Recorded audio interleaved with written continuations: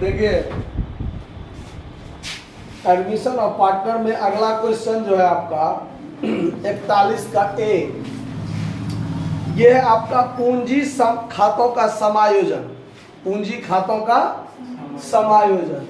तो पूंजी खातों का समायोजन वाला जो सवाल होता है उसमें ध्यान रखिएगा, वो दो टाइप से पूछ सकता है। नए साझेदार के पूंजी के आधार पर पुराने साझेदारों का पूंजी का समायोजन कीजिए, या पुराने साझेदारों के पूंजी के आधार पर नया साझेदार के द्वारा लाई गई पूंजी का निर्धारण कीजिए। मतलब नया साझेदार कितना पूंजी लाता है यह स्पष्ट क्लियर कर देगा और कहेगा इसके पूंजी के आधार पर पुराने साझेदारों का पूंजी क्या कीजिए, एडजस्ट कीजिए।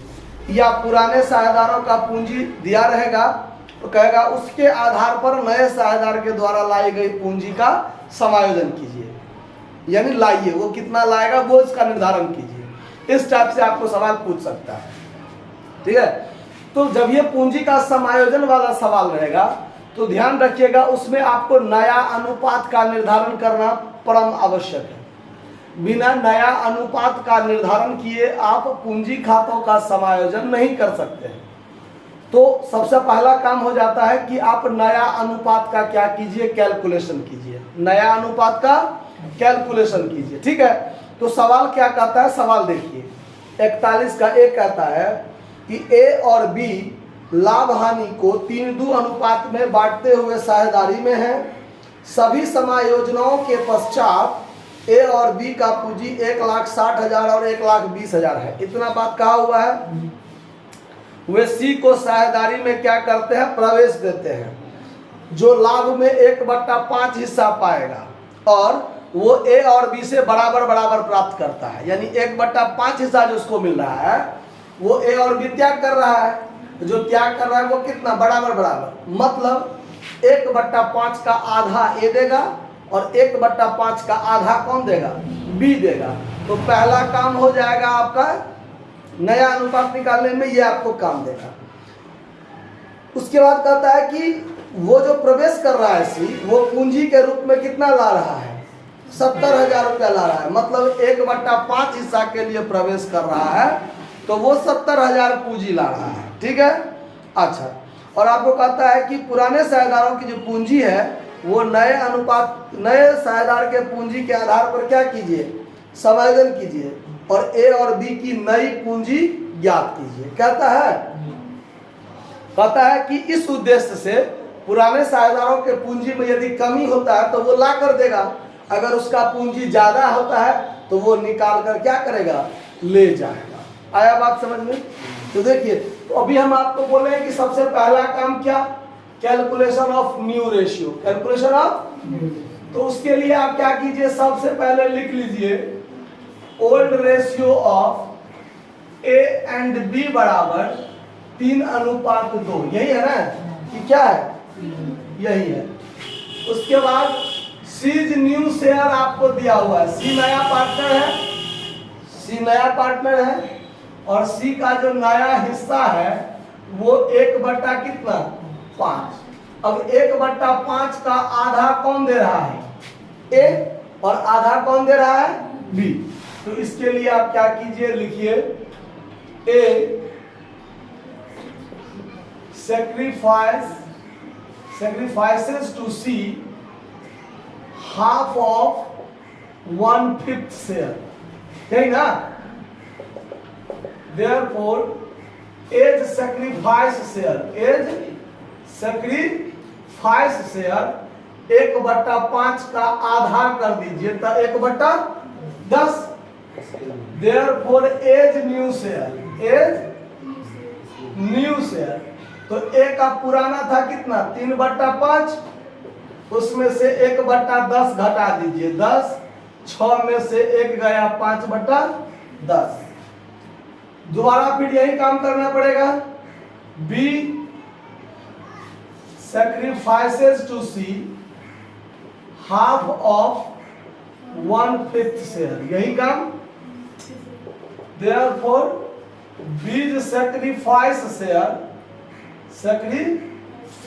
share कितना, 1/5 का आधा 1/10, देयरफॉर बीज न्यू शेयर, बीज न्यू शेयर, तो न्यू शेयर कितना हो जाएगा 2/5, इसका 5 था ना, में से 1/10 घटा दीजिए 10, 4 में से 1 गया 3/10। अब लिखेंगे हम लोग now new ratio of A B and C बराबर 5/10, 3/10 अनुपात 1/5। सी का तो 1/5 है ना। अब एलसीएम लीजिए 10, तो 5, 3, 2, यानी नया अनुपात क्या हो गया 5, 3, 2। क्लियर? इतना बात समझने में कोई दिक्कत? अब आगे का काम देखिए, अब होगा आगे का काम adjustment of capital, adjustment of capital. देखिए यहां लिखेंगे सिंस नया साझेदार जो प्रवेश कर रहा है वो 70,000 पूंजी ला रहा है, कितने हिस्सा के लिए 1/5 हिस्सा के लिए, कितने के लिए यानी 1/5 हिस्से के लिए 70,000 ला रहा है। यहां लिखेंगे चूंकि RS 70,000 brought by C as capital in the new firm for 1/5 share in profit। मतलब 70,000 रुपया सी के द्वारा लाया जाता है capital of in the new firm, यानी नया फर्म में प्रवेश कर रहा है, फर्म तो नया हो गया ना अब, और वो 70,000 पूंजी ला रहा है कितने हिस्सा के लिए 1/5 हिस्सा के लिए। तो पूरे फर्म का टोटल पूंजी कितना होना चाहिए 70 को 5 से गुना कर लेंगे 3.5 लाख। ये तो क्लियर हो गया बात। अब यहां लिखेंगे therefore total capital of the firm new firm लिख लीजिए, of the new firm equal to 70,000 गुने 5/1 मतलब कितना 3.5 लाख। इससे कितना समझ में तो नहीं ना दिक्कत, कोई दिक्कत? यानी तीनों साझेदार का पूंजी मिलाकर 3.5 लाख होना चाहिए। कितना होना चाहिए 3.5 लाख। अब देखिए ये जो 3.5 लाख बना है किस आधार पर, ये 1/5 आधार पर।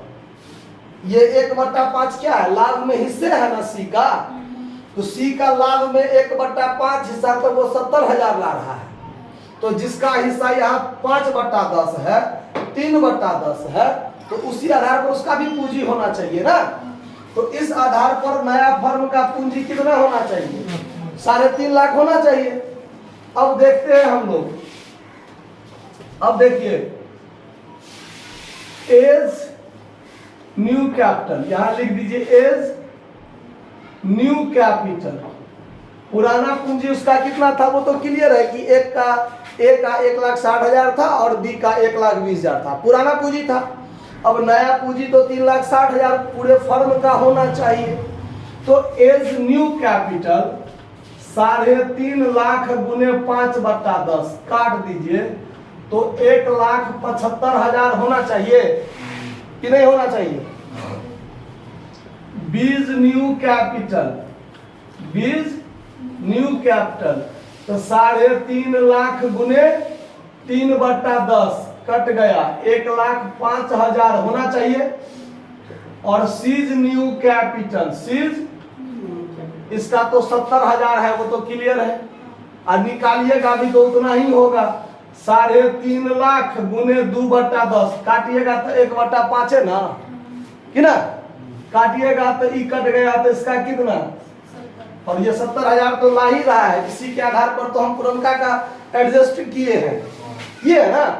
तो अब नया फर्म में तीनों का पूंजी कितना होना चाहिए 1,75,000 होना चाहिए, ए का, बी का 1,05,000 होना चाहिए और सी का 70,000 होना चाहिए। सी तो 70,000 ला ही रहा है, ये बात तो स्पष्ट क्लियर है। अब कहता है कि जिसका ज्यादा होना चाहिए और उसका कम है तो वो ला कर देगा, जिसका कम होना चाहिए और पहले से ज्यादा है तो वो क्या करेगा, निकाल कर ले जाएगा। तो इस उद्देश्य से वो लाएगा और निकालेगा। क्या होगा ना, अब एक का पूंजी है पुराना 1,60,000 और नया में उसका कितना होना चाहिए 1,75,000, तो ये 15,000 क्या करेगा, ला कर देगा। बी का 1,20,000 पुराना था और नया में कितना होना चाहिए 1,05,000, तो ये 15,000 क्या करेगा, निकाल लेगा। और इसके लिए आपको क्या बनाना है, जर्नल एंट्री बनाना है। तो जर्नल एंट्री बना दीजिए। नया साझेदार ई, बी तो निकालेगा और ए लाएगा, ए लाएगा तो कैश अकाउंट और 2 में एज कैपिटल अकाउंट एज, तो ये बढ़ाएगा कितना 15,000 बढ़ाएगा, 15,000 बढ़ाएगा।